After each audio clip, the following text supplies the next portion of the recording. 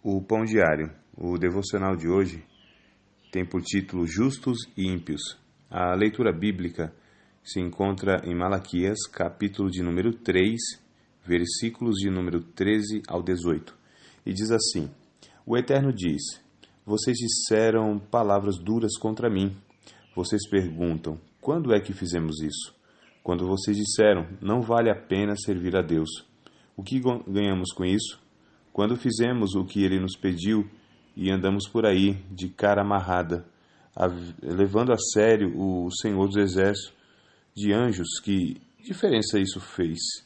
Os outros quebram todas as regras e saem imunes. Eles forçam Deus ao limite e saem ilesos. Então aqueles cuja vida honrava o Eterno se reuniram e discutiram o assunto. O Eterno viu que eles estavam fazendo e ficou atento a toda a conversa, ouvindo tudo. Foi aberto um livro na presença do Eterno e foi lavrada a ata dessa reunião. E todos os nomes dos que temiam o Eterno foram anotados, os nomes de todos que honravam o nome do Eterno. O Senhor dos Exércitos de anjos disse: Eles são meus, todos meus. Eles vão receber tratamento especial quando eu entrar em ação. Vou tratá-los com a mesma consideração e carinho com que os pais tratam o filho que os honra.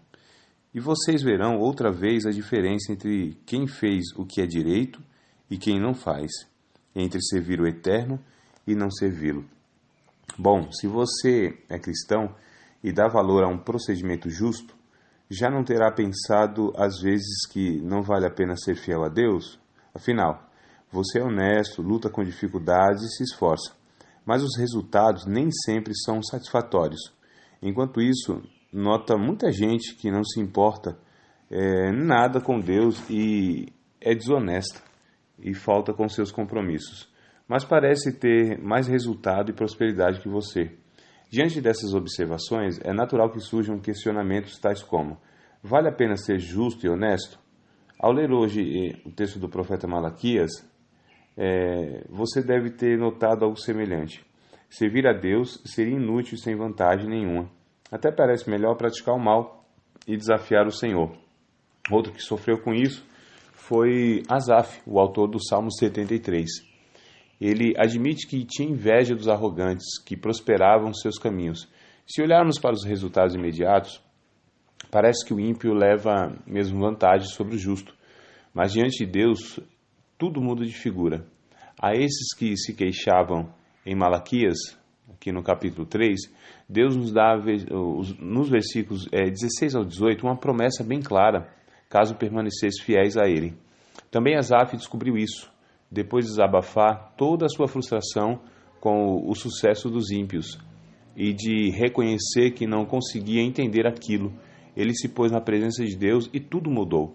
O melhor será você agora ler imediatamente. Nós vamos ler essa experiência de Asaf lá no Salmo 73, do versículo 16 até o fim.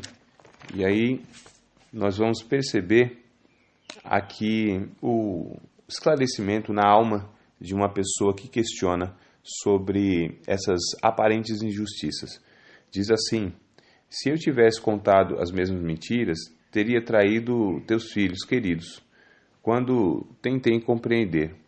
Tudo o que consegui foi uma dor de cabeça até que entrei no santuário de Deus e então compreendi o destino deles, a estrada escorregadia em que o puseste, que termina com a colisão contra muros das desilusões, num piscar de olhos, o desastre, uma curva cega na escuridão e será o pesadelo. Acordamos, esfregamos os olhos e nada, não há nada para eles, nunca houve. Eu estava sufocado e triste, consumido pela inveja, mas fui um completo ignorante, um sonso diante de ti. Ainda estou em tua presença, mas agora pegaste minha mão. Sábia e amavelmente me conduzes e me abençoas. Tu és tudo o que desejo no céu e tudo o que desejo na terra. Minha pele perde a firmeza e meus ossos ficam fracos, mas o Eterno é firme como a rocha e é fiel. Vejam, os que o abandonam estão em declínio.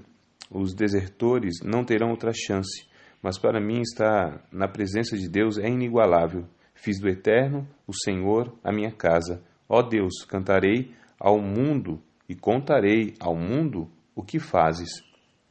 Nós percebemos aqui que Asaf, ele percebe que a recompensa nem sempre se dá nesta vida, mas que haverá um futuro onde Deus julgará justamente todas as coisas. Assim sendo, apesar da aparente vantagem dos ímpios, não há razão para se ter inveja deles. Diante de Deus, há uma diferença fundamental entre o justo e o perverso, que afetará toda a eternidade. A promessa do Senhor Jesus Cristo aos que lhe permaneceres fiéis é: seja fiel até a morte, e eu lhe darei a coroa da vida. Apocalipse capítulo 2, versículo de número 10. Esse é o dilema que nós vivemos. O livro de Eclesiastes, o sábio Salomão, no final da vida, ele traz um pensamento interessante. No capítulo 8 do seu livro, verso de número 11, ele diz: a sentença contra a maldade demora muito a ser pronunciada. Por isso, o povo se acostuma a conviver com os homicídios. Em outra versão, ele diz mais ou menos assim, que pelo fato de a sentença não sair, de os homens não terem a sua recompensa, então o coração deles está disposto a praticar o mal. Então, esse é o dilema que nós vivemos.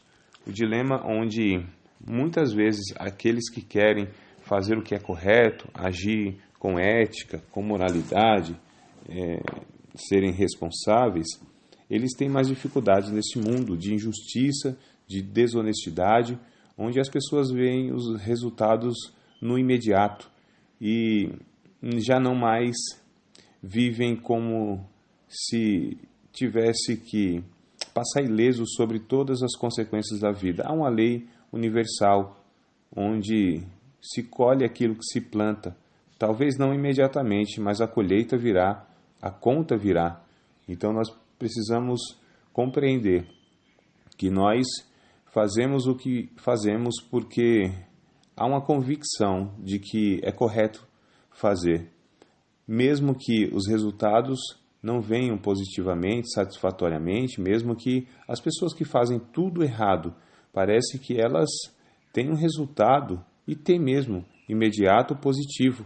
Porém, nós precisamos saber que um dia nos apresentaremos diante de Deus e teremos que dar conta daquilo que fizemos.